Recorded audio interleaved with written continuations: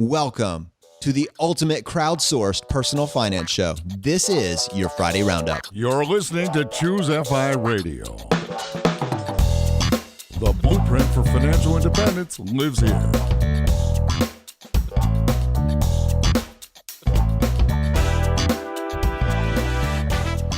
If you're looking to unlock the secrets to financial independence and early retirement, you're in the right place. Stay tuned and join a community of like-minded people who are getting off the hamster wheel and taking control of their lives in the pursuit of financial independence. Choose FI, your home for financial independence online.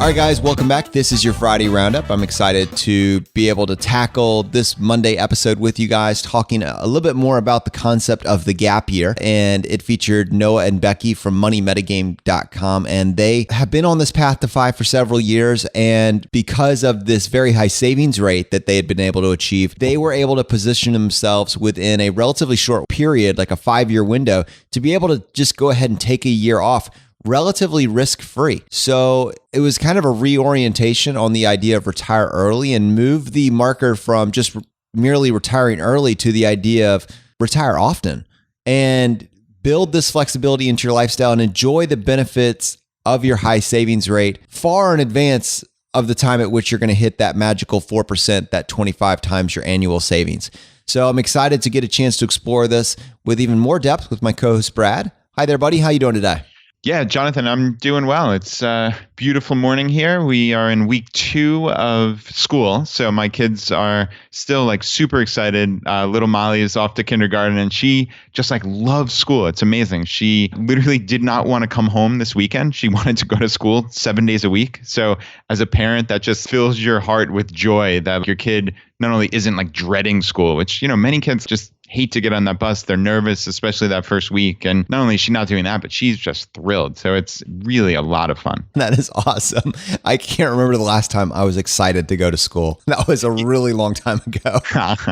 Yeah, well, maybe kindergarten. I don't know. But yeah, she's loving life. And otherwise things are going well. We've actually been recording a whole bunch of Monday episodes these last few days. We have some exciting guests coming up and all is well in the world. Well, I know in my life, I finally took some action on some stuff that we had talked about almost a month ago now when Geoff came on the show and he was talking to us about how he tackled this idea of minimalism and efficiency, and he applied that to his wardrobe, and he was able to get rid of everything in his wardrobe that he determined did not allow him to look his personal best. Anything that wasn't being used, he got rid of. And the amazing part about this story is that Geoff found that as he was decluttering his life, not only did the what should I wear this morning decision become much less complicated, but when he did pick out an outfit, everything looked good because anything that didn't look good was gone, right? It totally gone. So after Geoff shared that experience with us on a past episode, I found myself in that similar situation. I'm staring at my closet and there's so many items in there that, they don't look good on you. And you have that yellow shirt in your closet that you're wondering, what possible scenario did I purchase this for? Because I will never wear this. But it kind of causes you that mental anguish to get rid of it. But once you decide I'm doing this and take that first step, you can go through this decluttering process and it becomes strangely cathartic. So I just got rid of 20 to 30 garments, slacks and shirts, and they're sitting in my car waiting for me to deliver to either a thrift store or a consignment store, something like that. And that's actually weird. I'm actually hitting a new resistance hurdle because my optimizing mind desperately wants to itemize them, I guess, or somehow get credit for them. And I haven't gotten to the point where I could essentially just drop them off without tracking it in some way, shape, or form. And so that's now my new hurdle. It's not actually, am I willing to get rid of it? Because I'm totally willing to get rid of everything, but I'm like kind of struggling with the most optimized way to do it. So when you say optimize, I guess I'm confused. You're not talking about like getting credit for donating them, obviously, but like, are you saying you want to just track exactly how many things that you're clearing out? Is that what you're talking about? Yeah, actually, I am talking about getting credit for it, but in like a monetary sort of sense. So if you're in a high enough marginal tax bracket and your itemizations go over the standard deduction, you could potentially get 25 cents back on the dollar on your donations. And so since I know that intellectually, and I think there is a chance that I will go over the standard deduction if I itemize this year due to donations I make through my church, I kind of want to see whether or not there's a way to bring some of that back, because these clothes aren't, they're good quality. They just don't fit me anymore. They just don't add value to my life. That makes sense. You should be logging them in that case. And when I said, obviously, you're not talking about, I didn't mean that. It's funny how we have like fundamental differences in how we think sometimes. Like I just assumed you were logging them. Hey, we're donating to Goodwill and it's 10 shirts, 8 pairs of pants, and 4 sweaters. I would definitely recommend doing that. I think just for tax purposes, that's the easiest way to do it. Nobody cares if it's a shirt from Gap or if it's a shirt from Dolce & Gabbana. Just jot down approximately what you're donating and just have that information for when you prepare your tax returns. There are definitely ways to take that itemization and to use it for your donations to charity. So just having that information, if you're going to use an accountant, they would definitely appreciate that. And you should actually get a receipt from whomever you donated to. So just keeping that information just as best you can. Don't go crazy and figure out how much you paid for it originally. That's largely irrelevant. It's just take a loose inventory of what you're donating, and that'll help certainly come tax time. And as an accountant, how do you actually track it? Do you just put it in a little tab in your Excel sheet? Do you have a file that you put these receipts that you get from Goodwill or Diversity, or how do you track these sorts of things?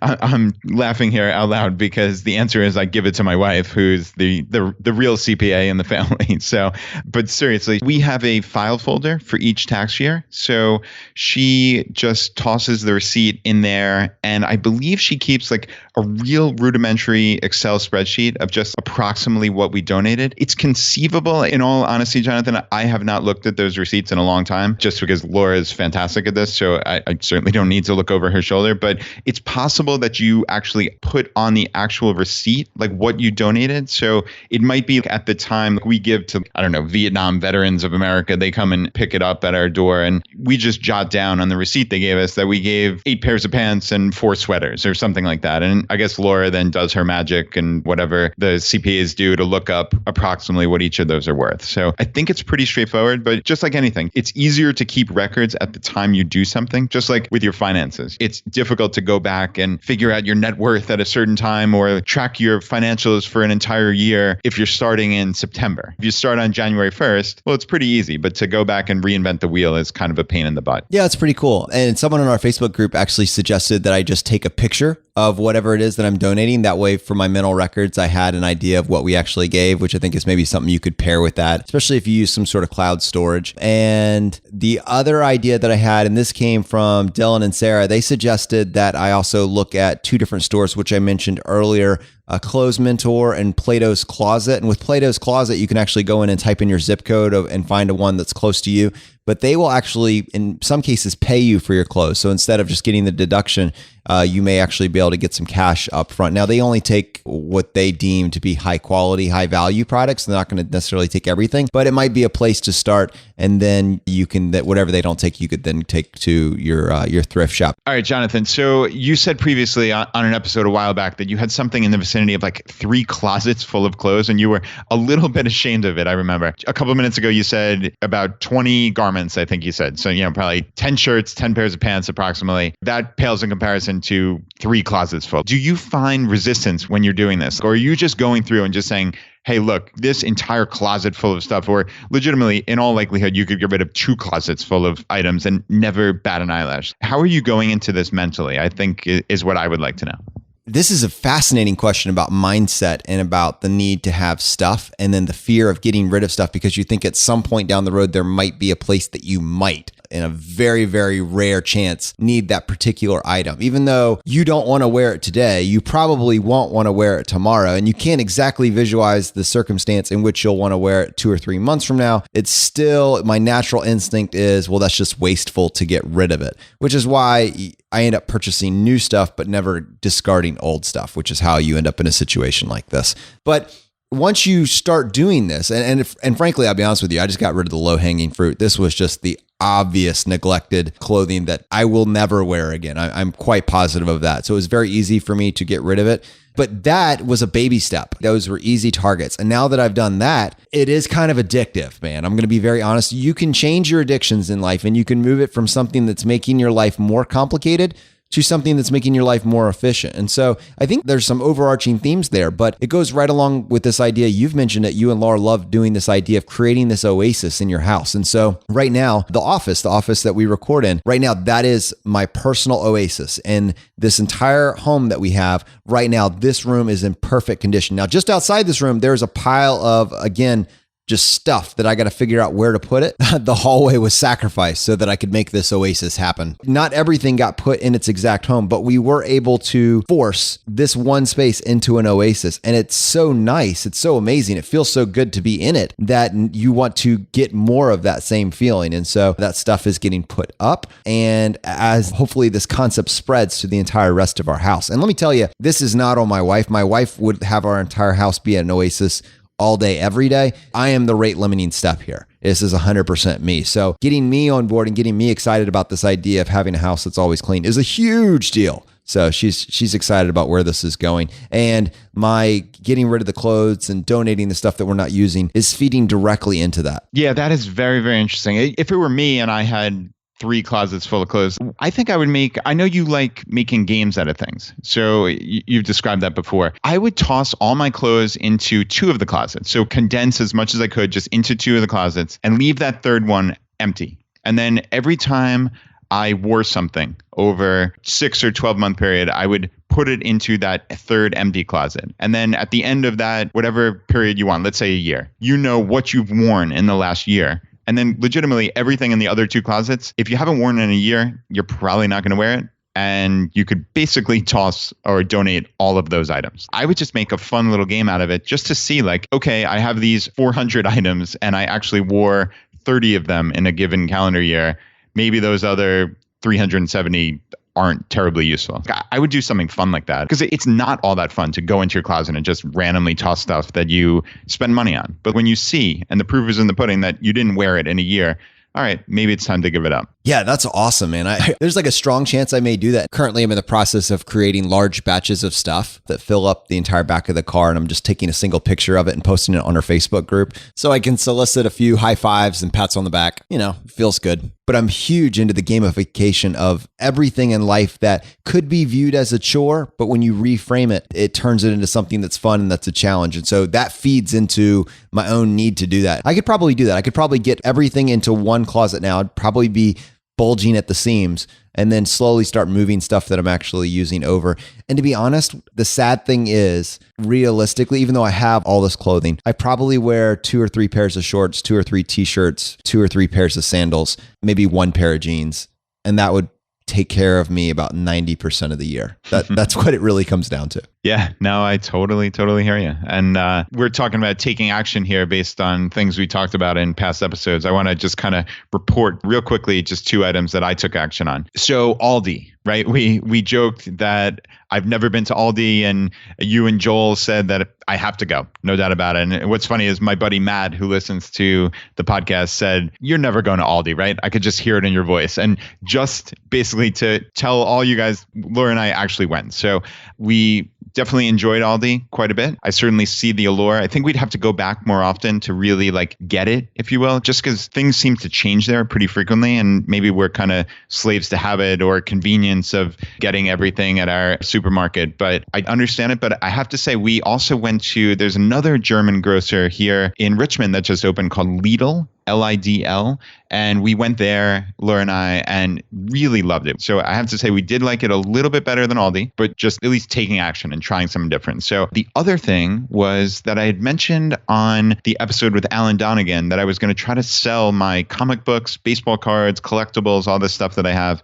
And I just wanted to give everybody an update that I am in process of that. Molly and I went up to the attic and brought everything down, and I found a website called sellmycomicbooks.com, and I've been in touch with the guy who owns it. His name is Ashley, and I think there's a high likelihood I'm going to sell some of my comics through there, and found a local guy who buys collectibles. So I am taking my own advice here. That's kind of the moral of the story is we always tell you out there, the audience, just take action, do something to make your life better, more efficient, or save money, make money in this case. And please rest assured that I'm taking my own advice and really taking action on this. So I hope to have an update with maybe some numbers in the next couple of weeks. All right, so today let's hop right back into this and let's go back and talk just for a few minutes about our episode that we did on Monday with Noah and Becky from moneymetagame.com. And I loved everything about that episode. I loved that, first of all, these are two individuals that found this path at a relatively young age. They are at the point where they can say, you know what, we didn't make any financial mistakes. And it's both encouraging and motivating to me to see these, I guess you would say this millennial generation that found this concept of FI probably around the same time that you and I did, Brad, but they were young enough when they realized that this could be a reality that they just didn't make any financial mistakes and they're just getting to benefit from that in their late 20s, early 30s. It's remarkable how much momentum you can get with just a few years of a high savings rate under your belt. Yeah, and I think that's important not only for the millennials and second generation FIRE, like we're always talking about, but for everybody else. People who aren't 26 and 27 and have done everything right. People who are in their 30s, 40s, 50s, 60s even, right? You can make so much progress in a short period of time. I mean, just look at Noah and Becky. They're the perfect example. They have gotten past FU money. They have, I think, somewhere in the vicinity of like 10 years of runway, basically, of their expenses. And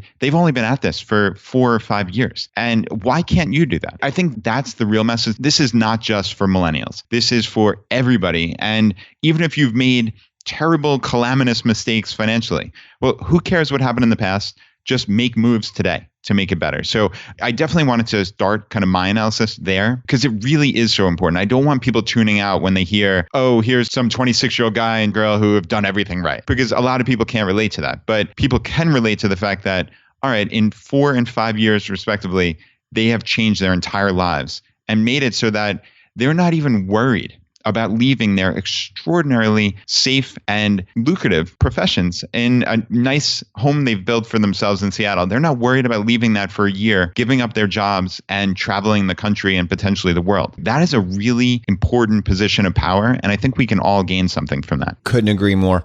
One of the things that we've been very intentional about is the way we've tried to frame this conversation is to be accessible for the people that have never heard of the concept of FI before or FIRE before, and for them to be able to find this path and to hop on board and completely pull like what Joel calls a 180, a FI 180, and quickly reclaim control of their life and their finances. But what's really interesting to me is at the same time, what we've seen over and over again is that people that have been in this community for 5 or 10 years that in theory understand all these tools don't totally realize the amount of power that they've had just by having had a high savings rate for just a few years, 5, 6, 7, 8 years. And this limiting belief that you don't have freedom until you get to 25 times your annual expenses. And that's the part that this episode highlighted and made crystal clear is that no, you have this power within a year or two of making this choice. This is a continuum, and you're continually gaining more and more power as you're able to increase your savings rate and as you're able to create some space between your day-to-day expenses and your savings. And framing it slightly differently, as you get farther and farther down this path and you start reaching these milestones of FI. And I just thought it was remarkable that people that have 5, 6, 7, 8, 10 years worth of expenses under their belt, they're at 10x. They're halfway to FI. This episode was the light bulb that said, oh, wow, I'm burnt out at my job. And I thought I still had another 6 or 7 years left. But if I wanted to, this is a lever I could pull right now. I could take a gap year. I can use creativity, flexibility, and the fact that the power is on my side of the court, and I can make a decision now that's in my best interest and my family's best interest. And really, when I dialed in on, I thought Becky had one of the most insightful comments when she was talking about how she almost went too far too fast. And when you've been in school and you get one of these graduate degrees that requires, 6 years of school plus, and you come out and you're in a high pressure job and you're very good at it, it's easy to excel and move up the ranks. And I can visualize how as all this responsibility is stacking up on you so quickly, it's possible to not control where your career is going and just wake up one morning and realize that you're getting burnt out and you're overwhelmed by the amount of tasks that you're responsible for. And you can get buried underneath this avalanche of emails and to-do list and making sure that people show up on time, this mid-level managerial type responsibilities. And a lot lot of times, especially in Becky's situation, that was all being handed to her also in a very high stress, emotionally charged job of labor and delivery. And it was just overwhelming. And so many people are tied to the hamster wheel and can't separate themselves out from that. They have to be there to pay their bills, which almost makes it worse. Becky was fortunately in this position of financial strength where she was able to make a very honest decision and say, this is not sustainable for me. I don't enjoy this anymore. And if I keep trying to do what I'm doing now, I won't be able to keep doing this job. I'm going to be or am burnt out. And because her and Noah had this plan in place, she could start talking about this idea of just stepping away. And I think that regardless of what you did with that year, I love the fact that we can now talk about how they're going to be traveling around the US and around the world, but just the fact that you can step out of your current environment and evaluate it objectively instead of from the subjective view of how am I going to pay my bills? How am I going to keep the lights on? How am I going to feed my family? And how are we going to have health insurance? This is a radical reorientation. Yeah, no, I totally hear you, Jonathan. And I have to say, Becky impressed me so much because you can see how this has been a process for her, this entire concept of FI. And clearly she's totally on board now. But it's just Noah is clearly an optimizer. He's like the two of us, you more so than me, certainly. But you and I can certainly relate to Noah. But I think Becky is much more relatable to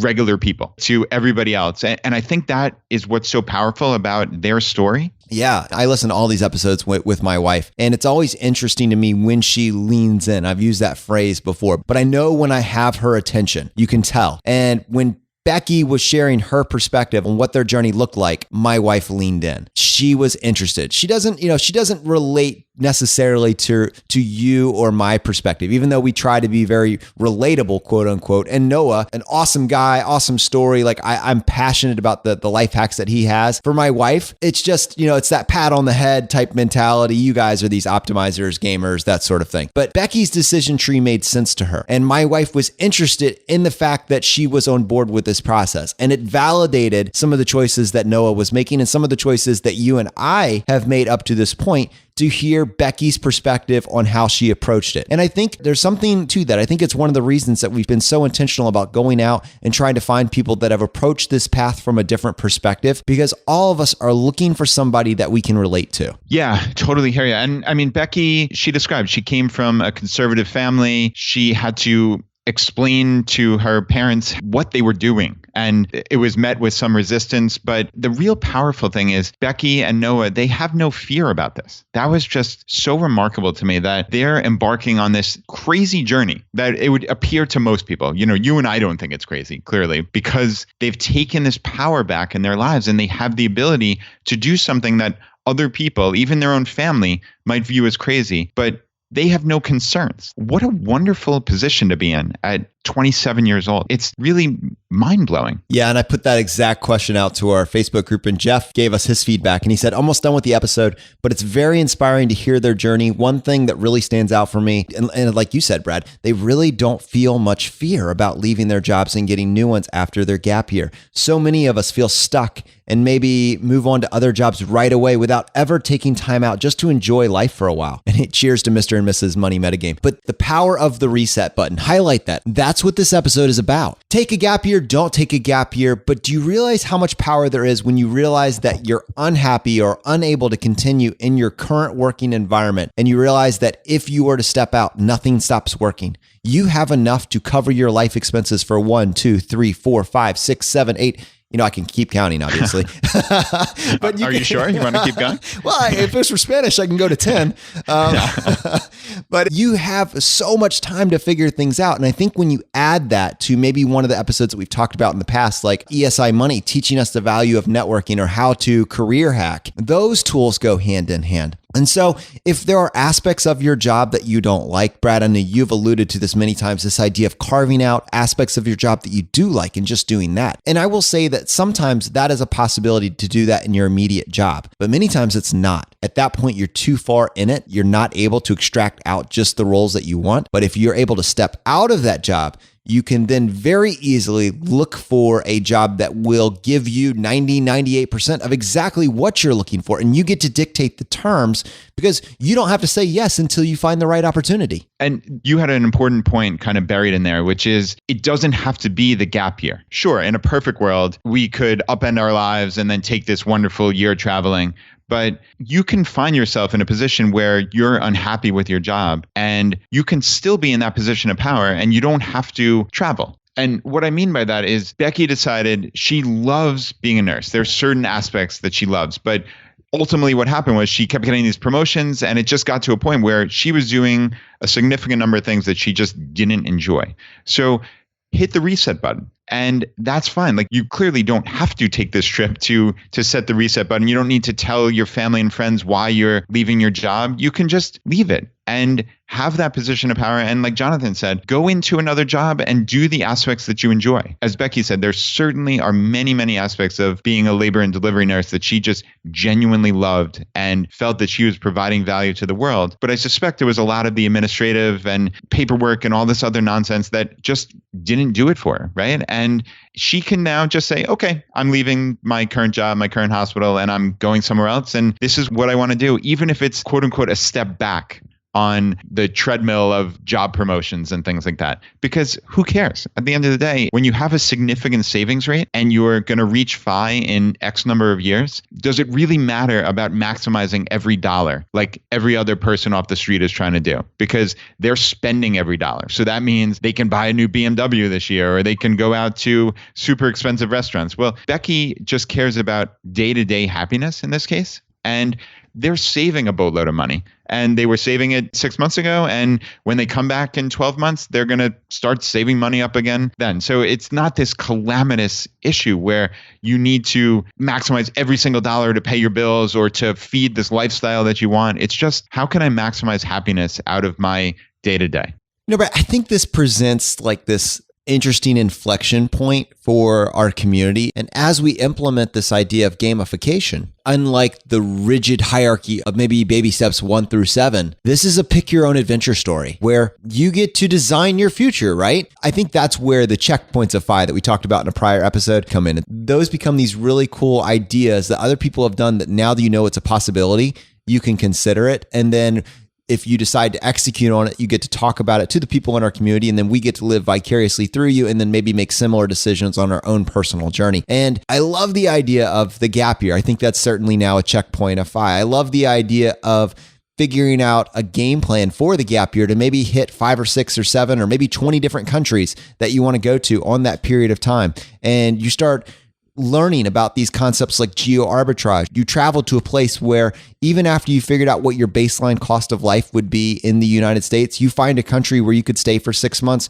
where your cost of living would be 50% less than that. These really cool ideas that other people have figured out, and because they're finally willing to share it, and because we have a big enough platform to get this information to you guys, you no longer don't know what you don't know. You're overwhelmed by all the things you never considered. And now it's just a matter of what do you want to do? And coming back to our community for just a second, not only do we have this diversity of experiences in life, but we also have a remarkable diversity in our community of skill sets. I mean, we have software developers, we have app developers, we have medical professionals and accountants, we have engineers, tons of engineers, and a myriad of other job professions that I couldn't even begin to categorize. But with regards to this particular concept, there's got to be a way, Brad, to create a framework or an app that we can tie a bunch of these great concepts together and we can continue to gamify this process. I mean, wouldn't it be cool if there was some sort of crowdsourced community app that we had that listed out all the different milestones of FI that we talked about earlier, all the checkpoints of FI that we've been slowly touching on, starting from the time that you're 13 and you start looking at scholarships that you could start positioning yourself for, like the Caddy Scholarship that we mentioned, which to me is the most game-changing scholarship program of all time that I had never heard of. But once you get past that point and you start getting to the place where you start getting into travel rewards and you've knocked out some of these other things, you start lining up the different countries that you want to hit. And the app kind of steers you in a methodical thought process that's crowdsourced because other people have done this and have streamlined it, and shares with you the secret hotspots of different countries that you could go to. And it just kind of it games it out for you, and you get these achievement badges along the way that lets you know that you're hitting your goal. Maybe you could even pair it on the back end to something like a Personal Capital or a Mint or a YNAB. You could pair it to one of these personal finance budgeting type softwares. And it could kind of just partner with you along this journey, and it would feed into that gamification aspect that I get so excited about. Yeah, I love that. Yeah, I mean, that sounds absolutely awesome. And I think there was some talk on the Facebook group about creating an app. We have a bunch of people in the community. I know one of our community members, Steven, is a developer, and he expressed some interest in kind of taking the lead for this. I think it would be awesome. I would love to, instead of getting that dopamine hit for going out and buying something silly, to get some kind of positive brain chemicals when you get a badge or hit a checkpoint or hit a milestone. Like, I think that would be really cool. Yeah, I'd love to hear. I mean, maybe we'll post in the Facebook group, Jonathan, just to see if would people be interested in that? I think it would be fun, and I'd love to further the community in that regard. It could also offer things like sharing when the latest meetups are in different places around the country. So it would be a portal for us to connect our community on the devices that everybody has. I mean, I would say the one thing that our entire community has in common is a smartphone, right? Everything else is different, but everybody's got a smartphone. Yeah, that sounds about right. And yeah, I just wanted to touch really quickly on that caddy scholarship just before we close up here with Noah and Becky. That was the most amazing thing I've ever heard. And goodness, I wonder how many of these life hacks are out there in the entire FI community just generally.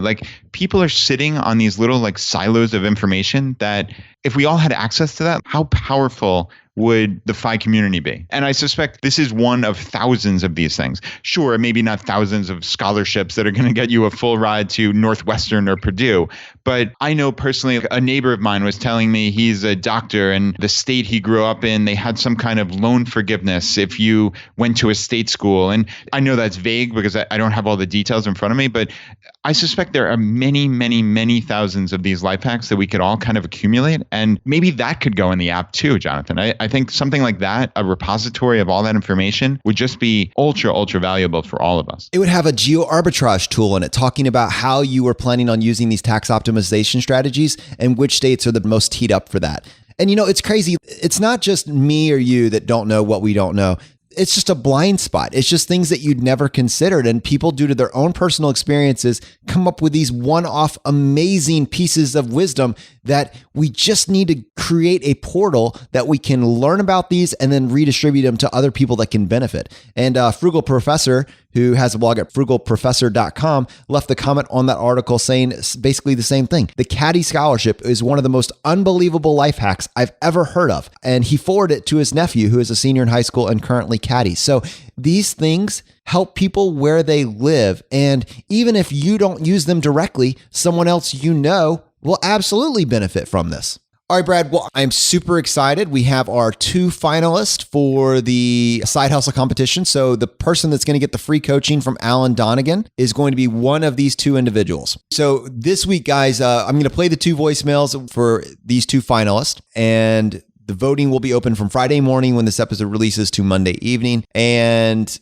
starting next week, we will have an announcement about who is going to be getting the coaching from Alan Donegan. That's when this process is really going to get started. It's going to be very exciting. There were a pretty significant number of people in our community that actually went to the Alan Donegan coaching pop-up school in Longmont, Colorado, being hosted by obviously Alan Donegan and partnering with Mr. Money Mustache. And first of all, I thought it was really cool that so many of you were able to go check that out. And for those of you that weren't, they did post a live stream on Facebook that you could actually watch some of that event. So for those of you that wanted to get a taste of some of the content that was presented there, definitely go check out episode 30 featuring the side hustle with Alan Donegan. But it was really cool because I went and watched part of the live stream from one of the days as I was able to get a chance. And I saw Alan featuring Dennis the Lasagna Guy, which was one of the most inspirational stories in that episode, Brad. Yeah, that's very cool. I love that. And yeah, I'd love to actually see Alan tell the story as opposed to just hear him. So yeah, I watched some of that feed as well, and it's incredibly interesting. And it's wonderful that they were able to post it on Facebook like that. So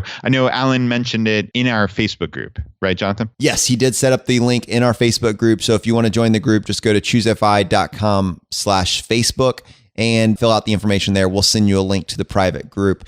But we'll also be connecting with Alan within the next week or so to figure out what the next step is and bring him back on the show to really get this thing going. So I know how many of you appreciated Alan's insight, and Brad and I cannot wait to reconnect with him and start working on this side hustle. So guys, let me go ahead and announce our 2 finalists here. For those of you that are in the group that are voted, you already saw the results, but to the rest of our audience, our first finalist is Rachel. Hi guys, my name is Rachel and I am so excited to be leaving this voicemail to enter the giveaway to work with Alan. I've been listening to the podcast for a while and I love it. Thank you so much, Brad and Jonathan, for all that you do to inspire and motivate the rest of us on the FI journey. And I legitimately almost fell off my bike when I heard about this giveaway to work with Alan and you guys. So a little bit about me and why I want a side hustle. My husband and I got started on the path to financial independence about 6 months ago when I randomly picked up Dave Ramsey's book. Our experience with Dave Ramsey is similar to what you guys had talked about on the podcast, meaning that I really loved his book and I read it in a day, actually. I read his second book really quickly as well, but while we loved his whole idea of maintaining a frugal lifestyle and living within your means, and we were fired up about budgeting and saving up for retirement, we also realized that of his 7 steps, we were on step 6. And step 7 was be rich and live. So we kind of had this feeling of, well, now what? Apparently we're doing it right, but we want to make it go faster. So we were a little lost and we didn't feel like his books outlined where we were going. So that's about when I started looking around and I found your podcast and I just totally fell in love with everything that's talked about on here. So part of the reason that I would like to do a side hustle is I really love my nonprofit job and I don't want to quit just to make more money, but I don't make a lot in nonprofit. So I would really love to increase my income and pursue something more entrepreneurial. I do work full time, but I have a very flexible schedule and I often work from home, usually 2 to 3 days a week. So I know you guys are looking for someone who has the time and the energy to pursue a side hustle, and I definitely have both of those things. My idea would be to open a cake baking and decorating operation out of my home. So here are the things that I already have. I already have the time to do this because I work from home 2 to 3 weekdays already, and I have a very flexible schedule, like I said, and my nights and weekends are free. I estimate that I have about 25 to 30 hours to spend side hustling during the work week alone, not including weekend time. I definitely have the energy and passion to do this because I've been doing it for the last 10 years since high school. So I won't burn out, but I just haven't been paid for it before. I've only asked friends or family to cover the costs when I make stuff for them. And I already have clients lined up, individuals who have expressed interest, and the organization I work for is interested as well. And I do have the time to go on the podcast. That will not be a problem. I'm a very transparent person, and I love the idea of sharing my own struggles and mistakes and what I'm learning. I think we're all in this together. So I want to share so that everyone else listening can too, because I know that's been very helpful for me, listening to other people's stories. What I need help with is setting up and dealing with taxes, retirement accounts, that kind of thing. Some of the logistics of dealing with the health department and licensing, if that's even necessary. A little bit of help managing maybe how to balance a side hustle and this on the side, and then how to go about setting up how to order cakes and maybe a website and delivering, that kind of thing.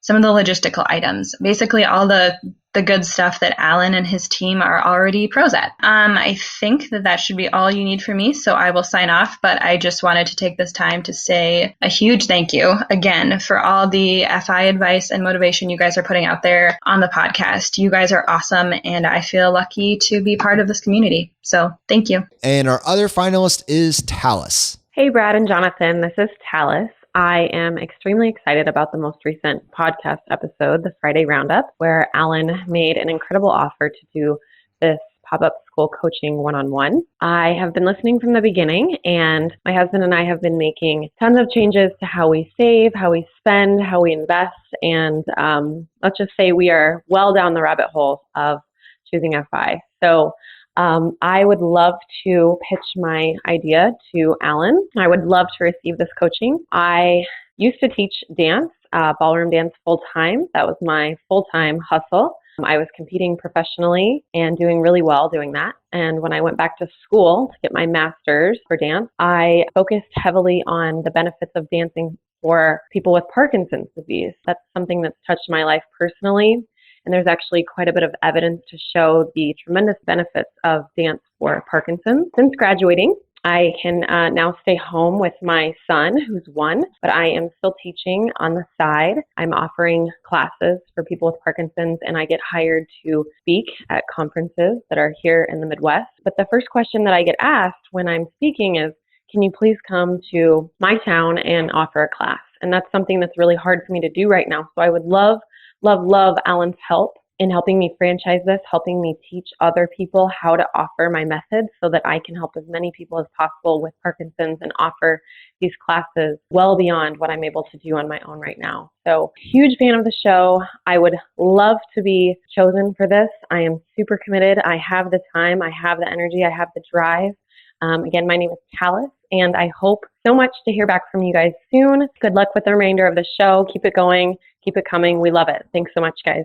Okay, to Rachel and Talis, let me start by saying how thrilled we are to get a chance to feature your voicemails on this episode as our finalist. We couldn't be more excited for both of you and just wanted to pass along our sincere enthusiasm for both of your projects. Regardless of which one of you ends up getting the coaching and participating with us on the show, we hope that both of you will benefit from the journey. We really want this to build from the ground up. We think that the tools that Alan is going to show us how to use are going to be so beneficial, not only to you, but also to our listening audience. These are things that I will be using in my own life and in my own business.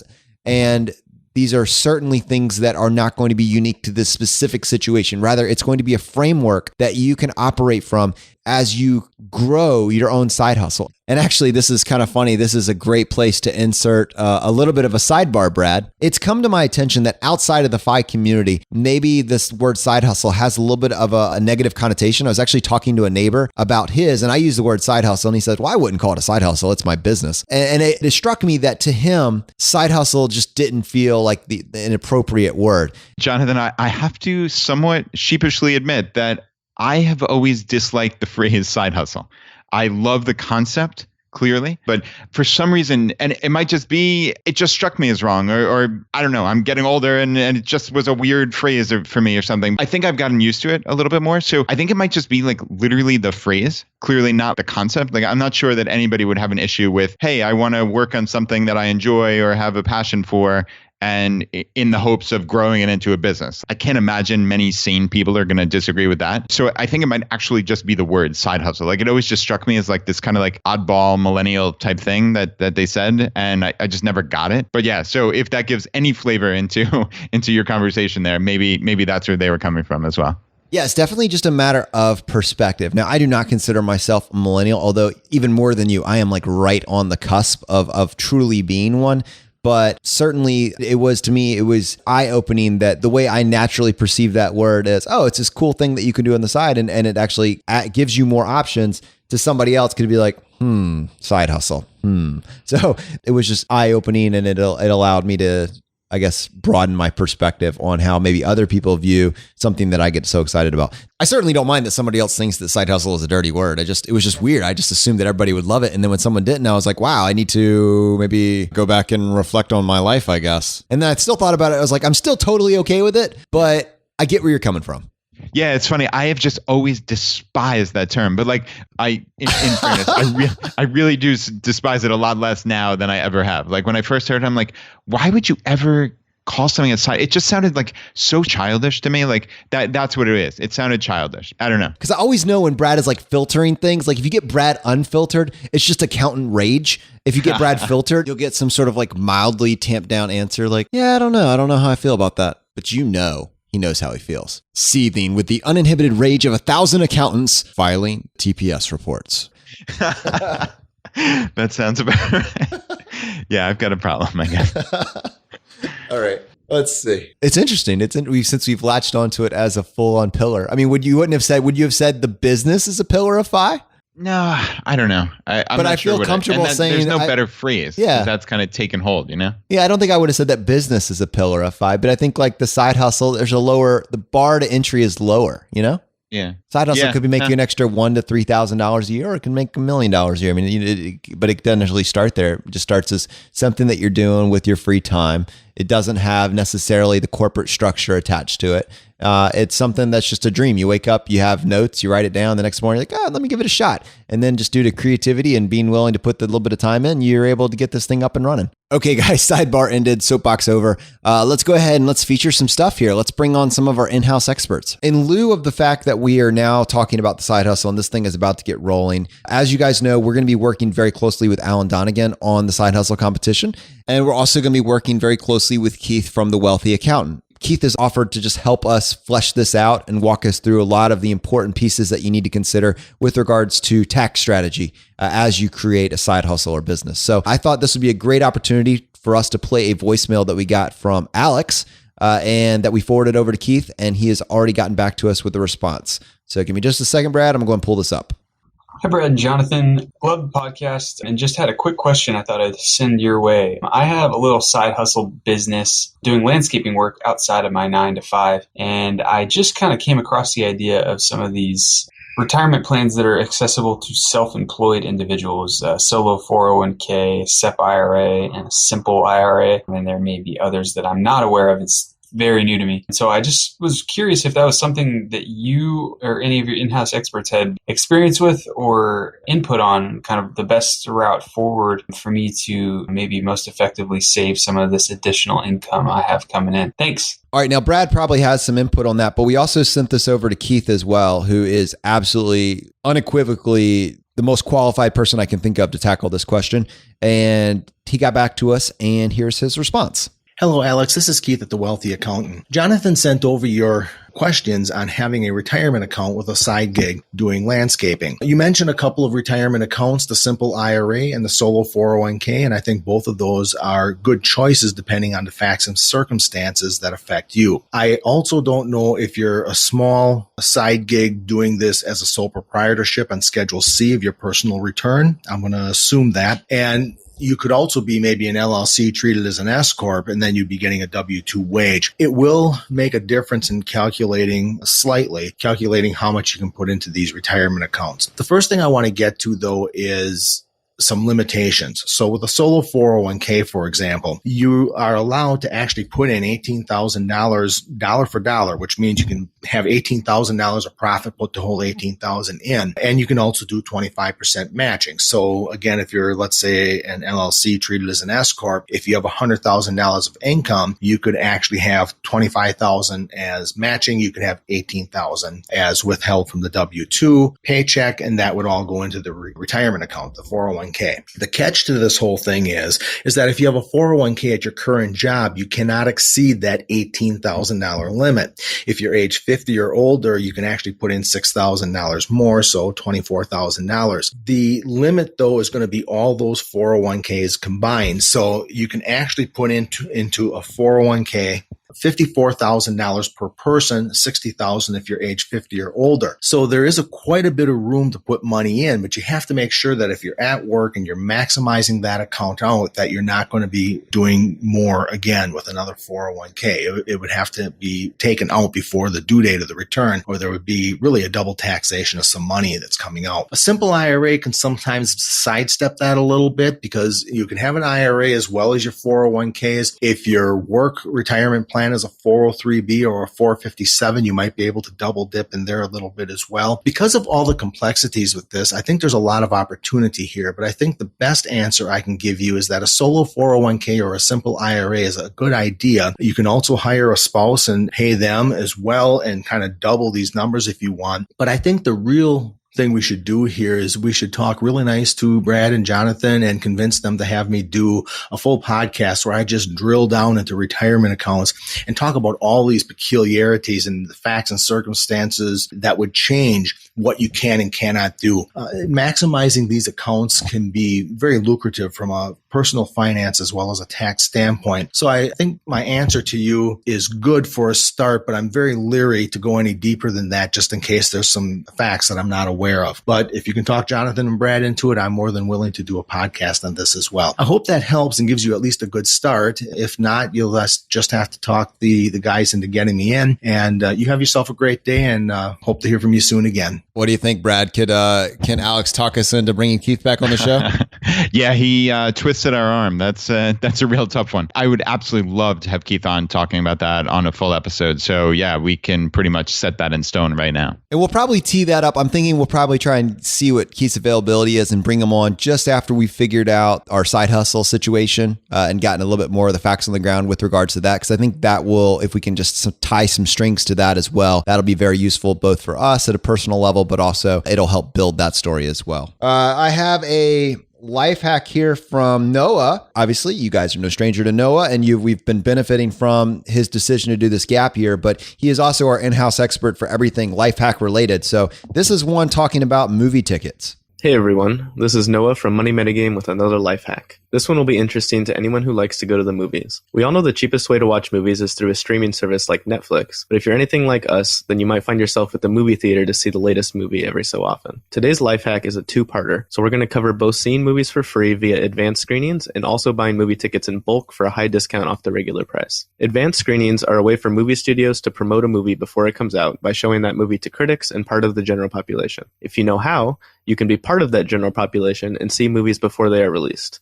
And the best part is it doesn't cost you a dime. I use a website called advancedscreenings.com, which aggregates many different screenings in one place. In fact, I don't even have to visit the website because they allow you to sign up for notifications in your local area, and I get an email every time a new screening is announced.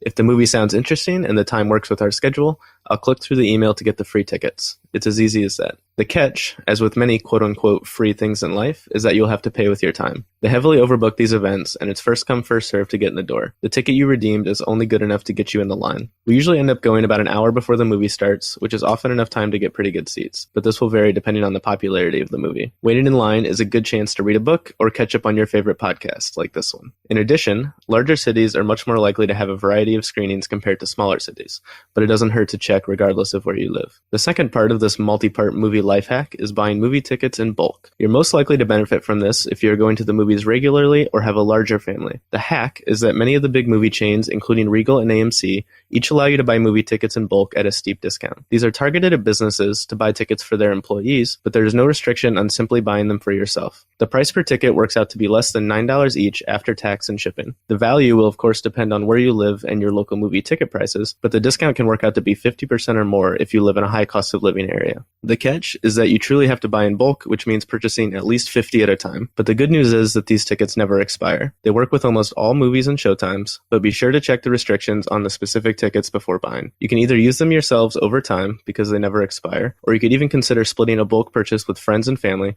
so everyone can save money on movie tickets without having too many extras lying around at any given time. We do this ourselves with Regal tickets, and it saves us over $5 per ticket, so over $10 each and every time we go to the movies. It's about 40% off compared to the standard price of movie tickets here in Seattle. While buying in bulk is the cheapest way I've found to get discount movie tickets on a per-ticket basis, you can also purchase them in much smaller quantities from stores like Sam's Club and Costco. The price won't be quite as low as buying in bulk, but it will still be a solid discount off going directly to the box office. The actionable tips today are to first check advancedscreenings.com and sign up for notifications if you want to attend free movie screenings. Second, if you take a look at how much you've spent on movies in the past year or so and crunch the numbers on whether or not buying discount tickets in bulk or otherwise makes sense for your own situation. Thanks, Brad and Jonathan, and have a good weekend, everybody. Brad, it strikes me that if you were to buy those movie tickets in bulk, based on your current attendance of movie screenings, that would last from the time that your daughters were born until they're 18. Yeah, maybe 100 at this rate.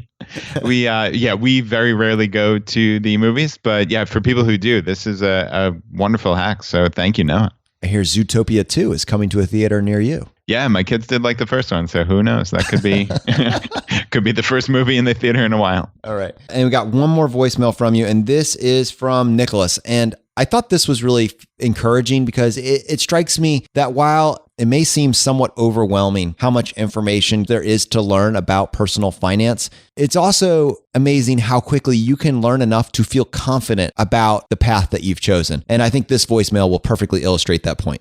Hey guys, it's Nicholas. Very first thing I have to say is thank you for the Simple Path to Wealth giveaway. I've got my blue highlighter, just the one, and I'm really looking forward to tearing into it. So the last, 5-6 weeks since I found you guys, it's just been a total whirlwind.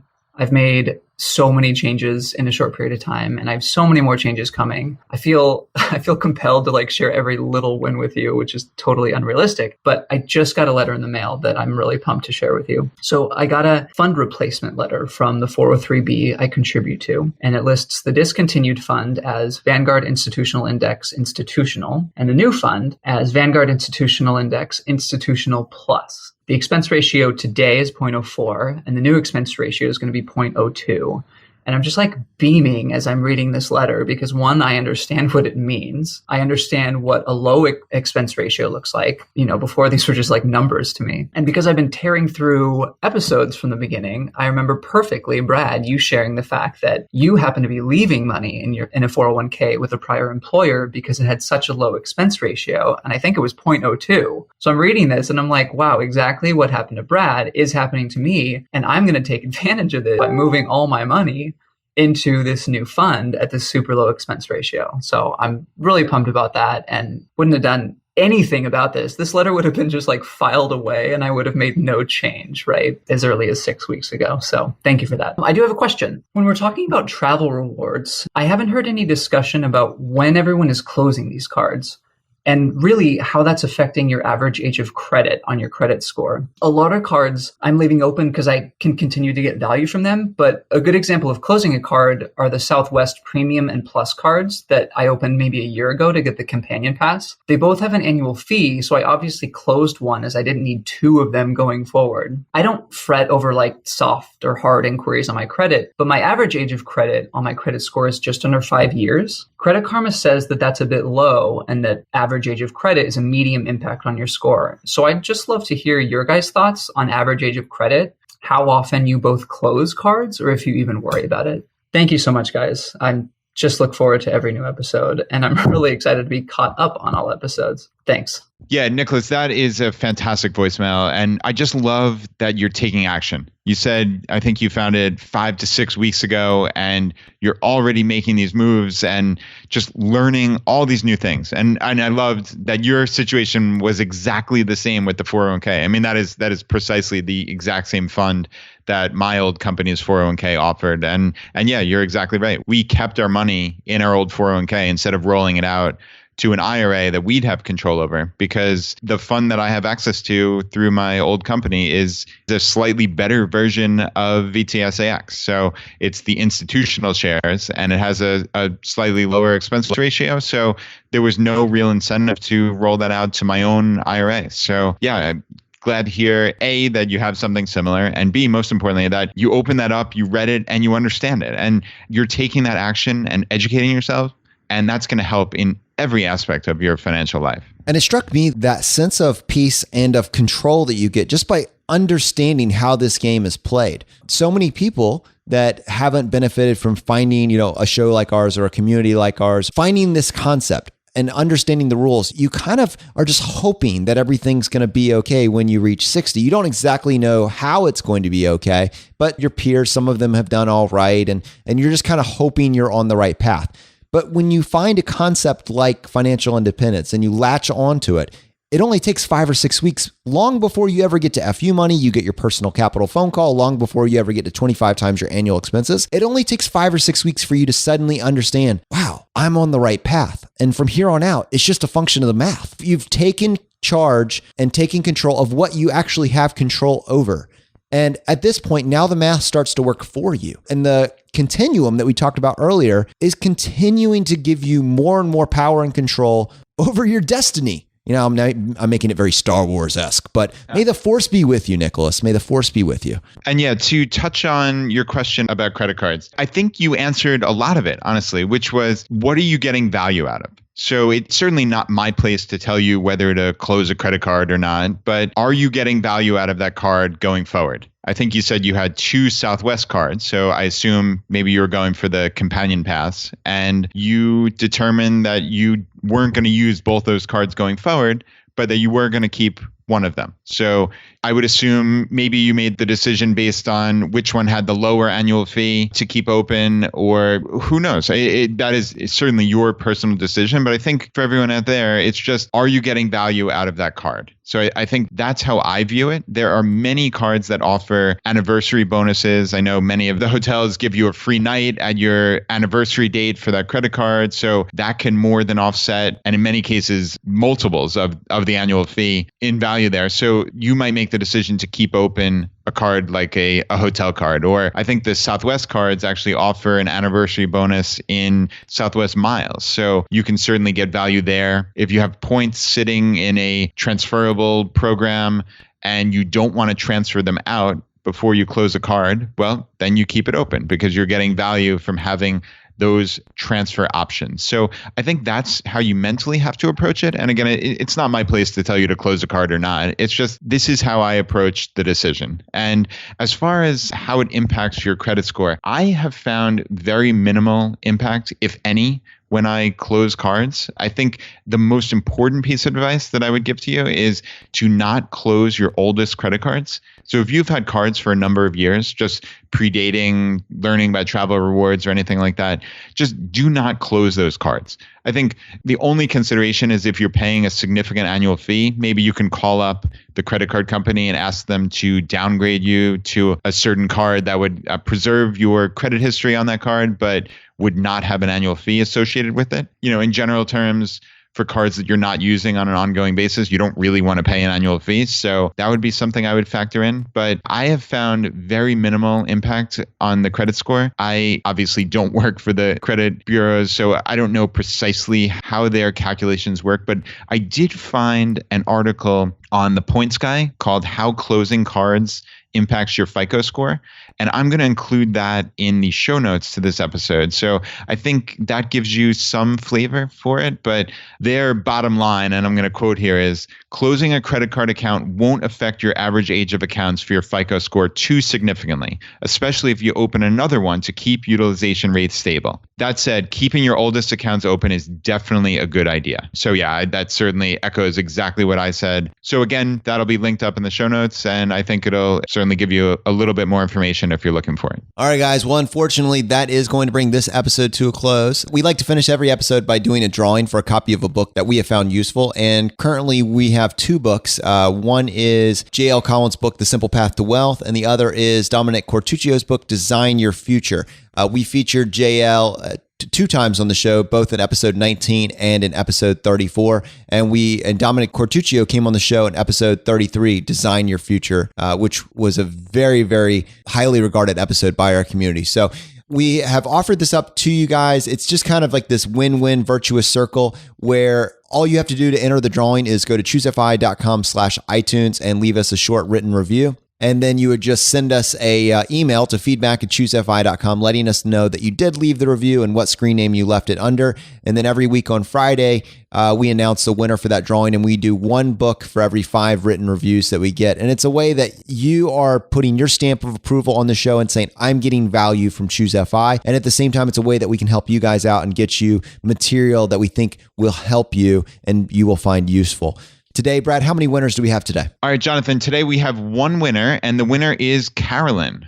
And Carolyn says, super pleased with this podcast. This is currently my favorite podcast. These guys have a positive energy that leaves me inspired. And as many of the reviewers mentioned, they offer great actionable tips. FIRE does not just have to be for those earning a high income. While the math says extreme early retirement is based on your savings rate, it's easy to get discouraged if you don't even make an average salary, quote unquote. And or if, like me, your home, family, and friends are all in a higher cost of living area and you can't imagine leaving the ones you love. Don't worry, these guys have you covered. I've found some great frugal tips that I've already started to implement that make a significant impact financially on my own journey to FIRE without feeling like I'm losing anything or depriving myself. The hosts have a great natural communication style and bounce off each other well. They also cover important FIRE topics in an in-depth way, teaching their audience the tools they need to forge their FIRE paths. As others have said, these guys are palatable and smart. I feel I can share this podcast with friends who can't fathom FIRE because they can't see how it can be done. These guys are lighting the way. Carolyn, thank you so much for that feedback. It is absolutely appreciated. Thank you for being a part of the Choose FI community. If you want to support us, here are 4 easy ways. 1, leave us an iTunes review. If you want to do that, just go to choosefi.com/iTunes. 2, use our page to sign up for travel credit cards. If you want to travel the world with miles and points instead of your hard-earned dollars, then just go to choosefi.com/cards and get started today. 3, if you're working on the Milestones of FI, set up a personal capital account to track your progress and use our affiliate link. It's completely free, and just go to choosefi.com/PC. P as in Paul, C as in cat. And 4, and most importantly, find your friends, coworkers, and family members who might be open to this message and tell them about the podcast. Have them start with episode 38, The Why of FI, and right behind that, have them go listen to episode 21, The Pillars of FI. It is a fantastic starting place. The fire is spreading, my friends. We'll see you next time as we continue to go down the road less traveled. You've been listening to Choose FI Radio Podcast, where we help middle-class America build wealth, one life hack at a time.